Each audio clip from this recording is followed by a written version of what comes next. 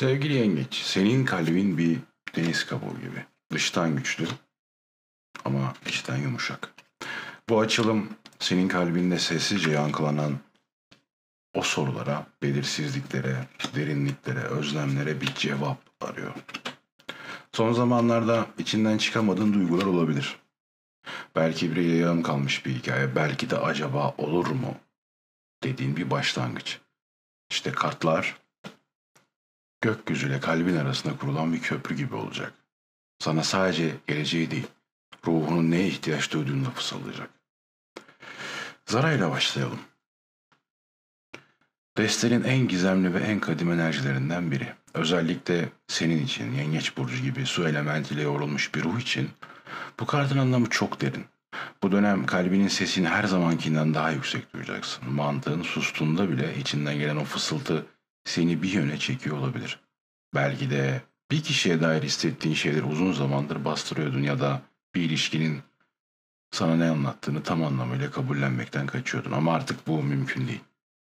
Rüyalarında tekrar eden simgeler, ansızın gelen duygusal yoğunluklar, boğazında düğümlenen cümleler, hepsi iç sesinin seni dürtmesi. Çünkü kalbin sana diyor ki, beni artık susturma. Bu çağrı bir aşk olabilir, belki bir veda, belki de yeni bir başlangıcın habercisi ama ne olursa olsun seni sen yapan o derin his artık yüzeye çıkmak istiyor. Senin rehberliğin akıl değil duygu ve bu kart kalbinin rehberliğinde çıkacağın bir yolculuğun başında olduğunu söylüyor. Evren sana fısıldıyor. Artık görmen gerekeni gör, hissetmen gerekeni hisset. Çünkü bazı hakikatler sadece kalple anlaşılır. Samyeli, ters. Bu kart ters geldiğinde geçmişin fısıltıları bugünün sessizliğini deler. Bir zamanlar söylenemeyen sözler, tamamlanmamış cümleler ve yarım kalmış vedalar hala içinde çınlıyor olabilir. Bu belki bir özür dilenmedi, belki bir açıklama yapılmadı ya da bir hoşça kal bile söylenmedi. Özellikle duygusal bağların bir noktasında yaşanmış bir kopukluğun simgesi. O kişiyle aranda gelen boşluk seni geride tutuyor ve bu boşluk zamanla kendi yankısını yaratmış. Sanki her yeni tanışmada geçmişten gelen o eksik kelimeler yeniden araya giriyor. Kart sana bir çağrı yapar. Suskun kalbinin içindekileri artık dışarı çıkar. Söyleyemediklerini içinden çıkamazsın. Hiçbir yeni hikaye gerçekten başlamaz diyor. Kart geçmişi konuşmak, yüzleşmek ya da içinden atmak için bir zaman geldiğini söyler. Belki bir mektup yazmak, belki bir dua etmek ama en çok da kendi iç sesinle dürüstçe konuşman gerekir.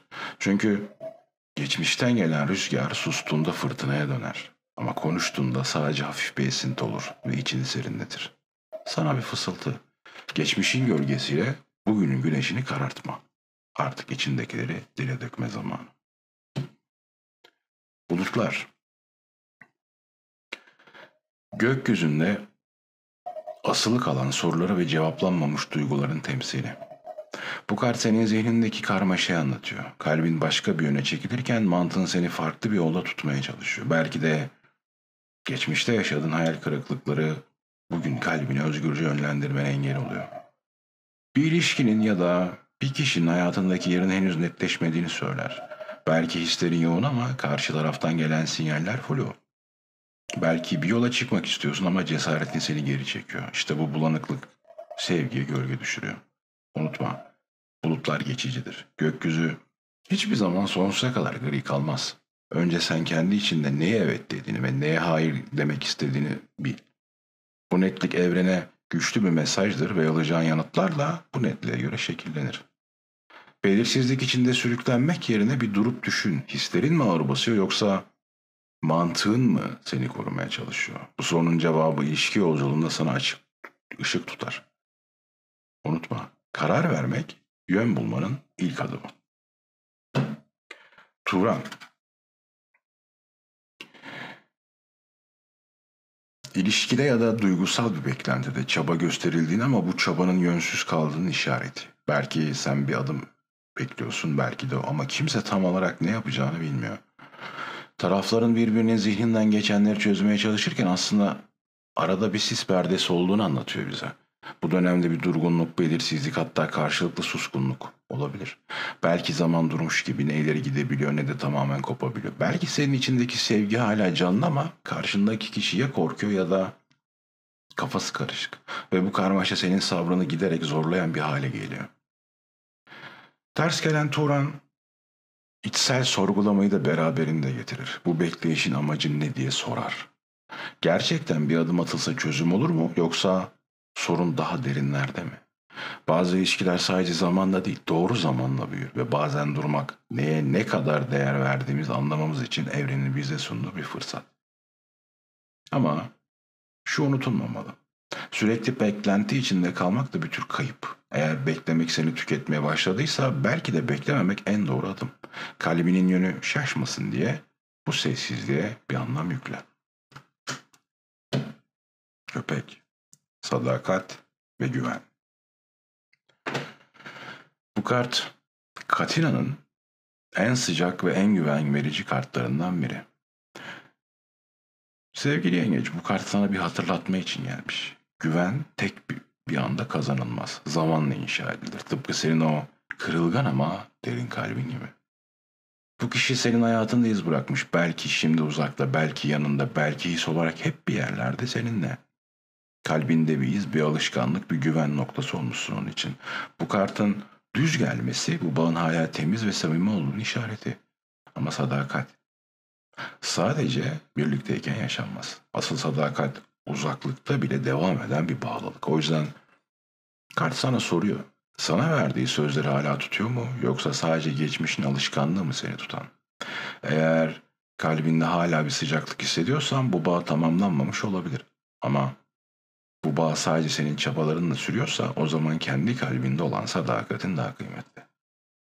Kart şunu fısıldıyor bize. Gerçek sevgi güvende hissettirmeli. Eğer huzur yoksa sadakat bir anlam taşımaz. Belki de artık sadece güven verenle kalma vakti, kalbini değil, güvenini izlemelisin bu yolculukta der. Mezar. Senin kalbin tutunmayı seviyor. Hatıraları bir kabuk gibi taşır üzerine ama mezar kartı sana diyor ki artık gitmesine izin ver.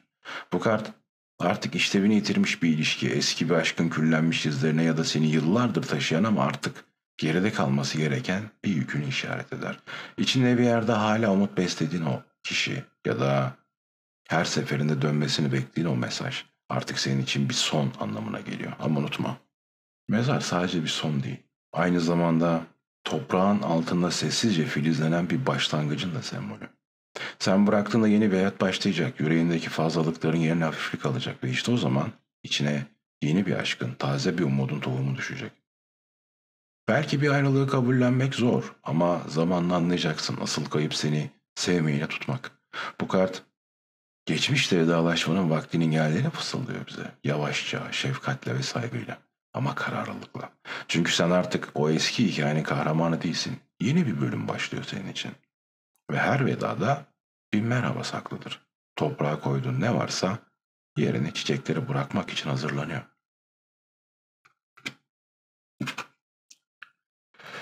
Attart. Bu Katina destesinin en mistik ve ruhsal kartlarından biri. Bu kart çıktığında evrenin sana bir şeyler fısıldadığını kesinlikle bil. Bazen bir rüya, bazen bir şarkı sözü, bazen de yolda yürürken gördüğün bir işaret. Bunların hiçbiri tesadüf değil. Çünkü kart der ki sen yalnız değilsin. Bu dönem içinde maneviyata olan duyarlılığın artıyor. Belki sabah uyandığında hatırladığın bir rüya sana gelecek hakkında ipucu verecek ya da seninle aynı anda aynı cümleyi kuran bir dostun aslında içindeki sesi yankılanacak. Kart spiritüel uyanışını temsil ediyor. Eğer ruhsal gelişimle ilgili bir yolda ilerliyorsan meditasyon, dua, enerji çalışmaları gibi bu süreç derinleşecek. Geçmişte yaşadığın acıların, soruların artık yeni bir farklı çözülmeye başlıyor. Bir rehberin, koruyucu meleğin ya da geçmişten gelen bir ruhun sana kulak olduğunu hissedebilirsin. Kalbini açık tut. Kart şunu fısıldar. Yol karanlık görünse bile ışık içinden doğar. Sessizlik bazen en yüksek sesle konuşur ve dualar görünmez ellerle tutulur. Bu yüzden iç sesini küçümseme çünkü ruhların dili bazen sadece kalpten duyulur.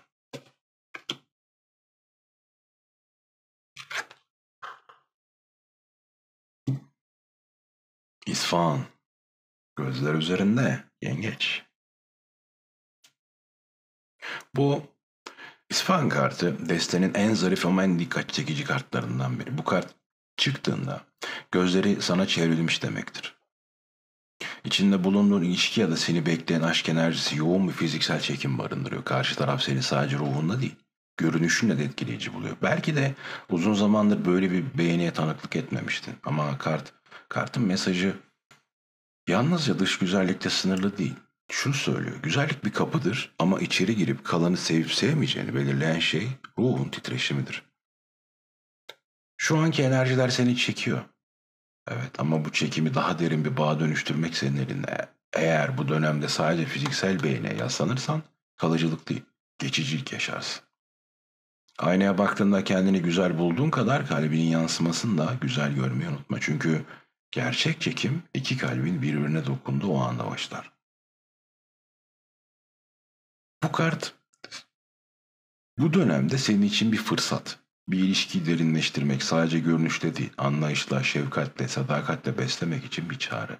Şimdi ışığın güçlü, bakışların etkili. Ama esas soru şu. Ruhun bu parlaklığı taşıyacak kadar huzurlu mu? Ters ay.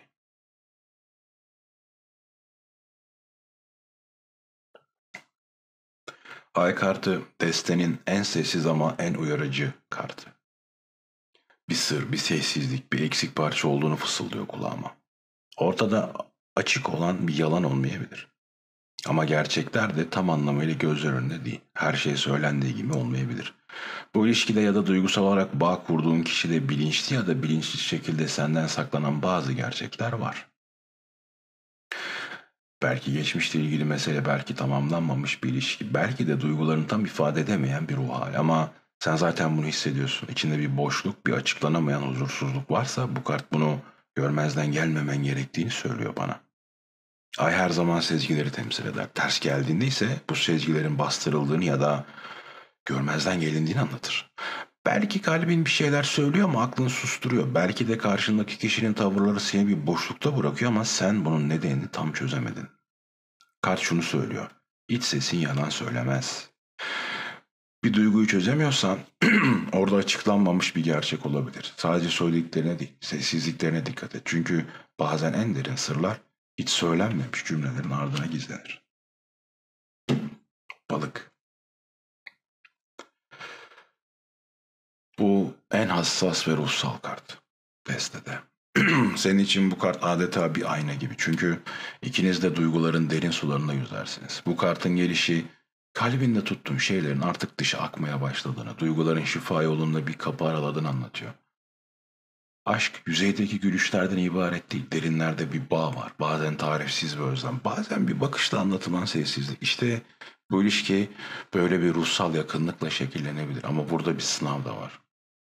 Fazla fedakarlık seni tüketmesin. Bu kart sana iç sesini dinlemeni öğütlüyor. Sezgilerin çok güçlü. Bu kişi gerçekten o mu? Bunu aslında kalbin çoktan biliyor ama geçmişin gölgeleri ya da başkaların sesi seni karıştırabilir.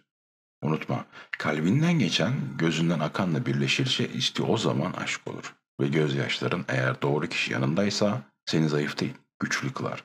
Çünkü o kişi seni ağlatan değil, yaşatan olur. Şimdi bir karar zamanı. Kalbini saklayacak mısın yoksa su gibi akmasına izin mi vereceksin? Yengeç, bu açılımın sonunda seni içtenlikle sarmalamak istiyorum. Kartlar sana duyguların ne kadar değerli olduğunu hatırlattı. Ama aynı zamanda sınır çizmenin ve bir sevgi biçimi olduğunu fısıldadı bize. Zara ve bulutlar kartı ilişkilerdeki kafa karışıklığını ve geçici pusları gösterdi. Ardından gelen köpek, mezar ve balık. İşte onlar seni hatırlattı. Sadakat, derinlik ve duygularla yeniden doğmak. Sen hep başkalarını anlamaya, sevmeye, iyileştirmeye odaklandın ama bu kez evren sana diyor ki seni de biri koşulsuzca sevmeli. Seni de biri beklemeli, dinlemeli, sarmalı. Ters gelen kartların varlığı hala çözülmemiş duygusal yükler olduğunu gösteriyor bize. Belki geçmişin hayal kırıklıkları, belki ihanetin acısı ama attığın her adım seni daha güçlü kılıyor. Özellikle Attart ve Balık kartları artık ruhsal olarak büyüdüğünü ve sezgilerinle karar alma vakti geldiğini söyler. Unutma, aşk bir liman gibi huzur vermeli sana. Fırtınalarda bile yaşanabilecek güvenli bir kıyı olmalı. Ve eğer bu kişi sana yalnızlık yerine, yoldaşlık, sessizlik yerine anlayış veriyorsa bu hikayeyi yaşamaya değer. Ama unutma, bu yolculukta sen varsın. Senin hislerin, senin ihtiyaçların, senin kalbin. Hepsi bu masalda başrolde. Bu yüzden artık kendine şu soruyu sor. Ben ne istiyorum? Cevabı biliyorsun. Ve bu kez sadece kalbinle değil, ruhunla da seçim yapacaksın. Evet sevgili yengeç, kartların fısıltılarını sana aktardım. Sormak istediğim bir soru varsa yorumlarda buluşalım. Görüşünceye kadar kendine iyi bak. Sevgilerimle Safir.